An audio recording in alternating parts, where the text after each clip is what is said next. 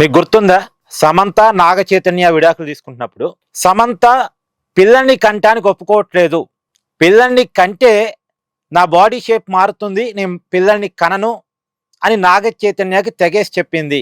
పైగా సమంత ఒక వెబ్ సిరీస్లో కొంత అసభ్యంగా నటించింది, దాన్ని నాగ చైతన్య ఒప్పుకోలేదు. అప్పుడు సమంత ఇది నా ఇష్టం అని సమాధానం చెప్పింది.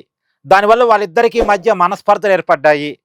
ప్రధానంగా పిల్లల్ని కనటానికి సమంత ఒప్పుకోకపోవటం వల్లే ఇలా వాళ్ళ విడాకులు తెర ముందుకు వచ్చాయి అని అప్పట్లో సోషల్ మీడియాలో పెద్ద ఎత్తున వార్తలు వచ్చాయి. ఇది ఎక్కడ కూడా అఫీషియల్గా నాగ చైతన్య చెప్పింది కాదు, నాగార్జున చెప్పింది కాదు.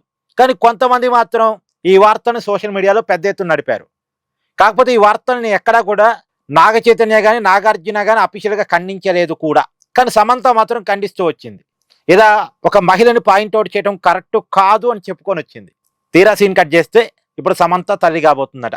మళ్ళా వేరే వాళ్ళని పెళ్లి చేసుకుంది కదా సమంత, నాగ చైతన్యకు విడాకులు ఇచ్చిన తర్వాత. సరే, నాగ చైతన్య వేరే పెళ్లి చేసుకున్నాడు, ఇప్పుడు సమంత వేరే పెళ్లి చేసుకుంది. ఇప్పుడు సమంత తల్లి కాబోతుందట.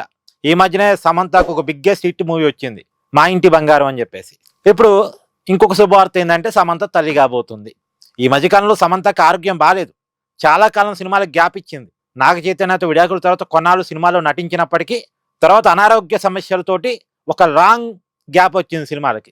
అయినా చాలా కాలం తర్వాత వచ్చినప్పటికీ కూడా మా ఇంటి బంగారం మంచి హిట్ సాధించింది, సమంతకి మంచి పేరు తీసుకొచ్చి పెట్టింది. ఇప్పుడు సమంతకి బిడ్డ పుట్టబోతున్నట్టుగా, తల్లి కాబోతున్నట్టుగా ఆమె స్వయంగా ప్రకటించారు. కొన్నాళ్ళ పాటు మళ్ళీ సినిమాలకు గ్యాప్ తీసుకోబోతున్నట్టు, మెటర్నిటీ లీవ్ తీసుకోబోతున్నట్టుగా చెప్పుకొచ్చారు. చాలా ఆనందంగా ప్రకటించారు. Thank you. Please do like, share and subscribe this channel.